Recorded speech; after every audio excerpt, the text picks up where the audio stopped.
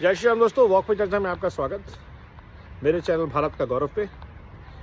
और आज की चर्चा भारत में प्रगति के रफ्तार और स्केल के ऊपर होनी बहुत ज़रूरी है। महाकुंभ इसका एक बहुत अच्छा एग्जाम्पल है। बहुत सारे लोग बोल रहे हैं देश में कॉलेज स्कूल बनाओ, ये करो वो करो, क्या तुम हॉस्पिटल बनाओ, क्या महाकुंभ लगा रखा है। तो उन लोगों के लिए मैं स्केल के ऊपर एक बात करना चाहूँगा कि ये महाकुंभ जिसमें 4 करोड़ से ज़्यादा लोग आएंगे, यहाँ कम से कम 10,000 करोड़ का रोजगार होगा। 10,000 करोड़ से ज़्यादा का, क्योंकि ये पूरी इकोनॉमी है और इसको बोलते हैं सनातन इकोसिस्टम, सनातन टूरिज्म। इस स्केल पे जब आप एक अच्छे इवेंट का ऑर्गेनाइज करते हैं और वो लंबे समय तक चलता है, 2 महीने, लगभग 1.5 महीने, तो वहाँ पे ग्लोबल लेवल से लोग आते हैं। Hotels, airlines, taxis, food and all का forms of business they grow. और रियलिटी ये है कि मैन्युफैक्चरिंग से ज़्यादा ऐसी सर्विसेज में ग्रोथ है। और जितने बड़े स्केल के हम ऐसे आयोजन करते हैं, उतना ही ज़्यादा देश को रेवेन्यू मिलता है। BNC टाउन्स में, प्रयागराज में इंडस्ट्री नहीं है, बट प्रयागराज के आसपास के मेरे ख्याल से 200 किलोमीटर के लिए ये एक बहुत बड़ा रेवेन्यू जनरेशन है। और ऐसा ही अयोध्या के साथ है, ऐसा ही मथुरा के साथ है, ऐसा ही तिरुपति के साथ है कि these Sanatan tourism places are not just about dharma, it's about economy also, which the educated jobless MPhils will never understand, because for them being a BA, MA, BSc, MSc is something of an achievement, unable to create any kind of skill or job for themselves. They are happy to be clerks, but for Bharat, which has been always a services economy, जिन चीज़ से इनको नफरत है, वर्ण व्यवस्था, all 4 pillars, ब्राह्मण, क्षत्रिय, Vaishya and Shudra, were service providers, knowledge, security, commerce and other ancillary services.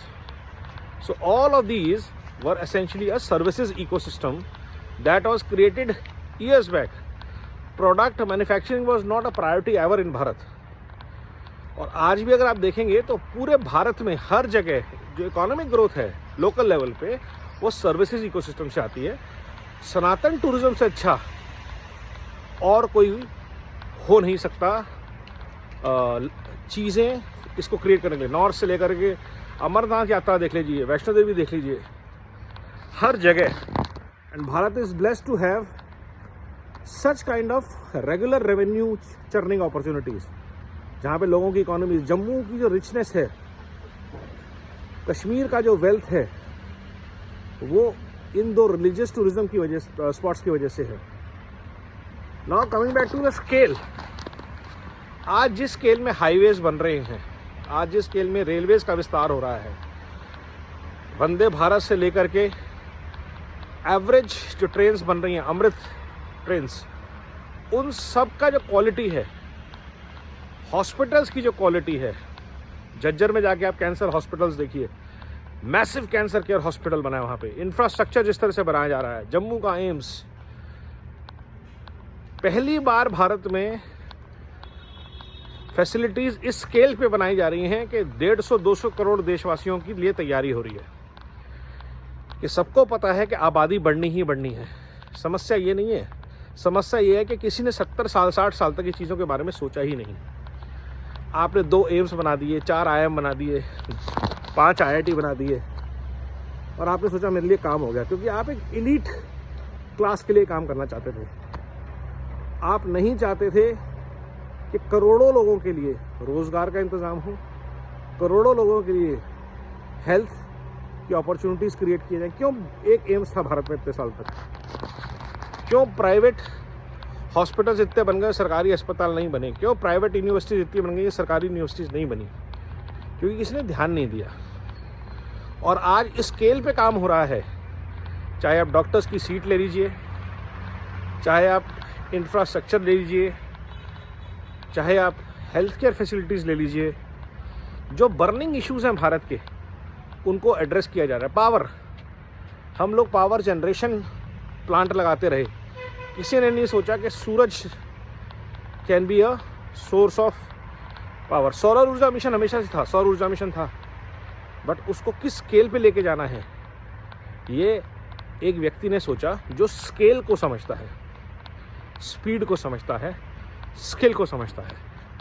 तो इसका जो आज हमारे पास आउटकम है वो ये है कि हमारे पास चीज़ें जो हैं वो स्केल पे हैं, और जो चीज़ें बन रही हैं, आप मेरठ एक्सप्रेस पे देखिए, सबको पता है कि गाड़ियों की खरीद कम नहीं होनी, लेकिन उसके हिसाब से इंफ्रास्ट्रक्चर कहाँ है। सबको पता है शहर बड़े होने हैं, मेट्रोपॉलिटन्स बड़े होने हैं, तो किसी ने पहले से प्लान क्यों नहीं किया कि मेट्रोज बनानी है। कॉमन आदमी के लिए ट्रांसपोर्ट की सुविधा होनी चाहिए, क्योंकि ध्यान जो था वो भ्रष्टाचार पे था, कमीशंस पे था। तो जब एक ईमानदार सरकार केंद्र में और राज्य में होती है तो उसके रिजल्ट क्या होते हैं, हमने पिछले 10 सालों में परोक्ष रूप से देखा है, महसूस किया है। और इसीलिए कहते हैं कि मोदी है तो मुमकिन है, यही विश्वास है। तो आज जब दिल्ली में एक और चुनाव होने वाला है और दिल्ली ने 10 साल एक हरामखोर की सरकार देख ली है, तो ये मैसेज दिल्ली के लिए और हर एक राज्य के लिए है, चुने उसे जो आपके लिए काम कर सकता हो, जिसमें बड़ा सोचने की, सबको साथ लेके चलने का मादा हो। तभी भारत का विकास होगा, एक भारत श्रेष्ठ भारत बनेगा, build back better Bharat mission साकार होगा। नमो भारत, वंदे मातरम, जय हिंद।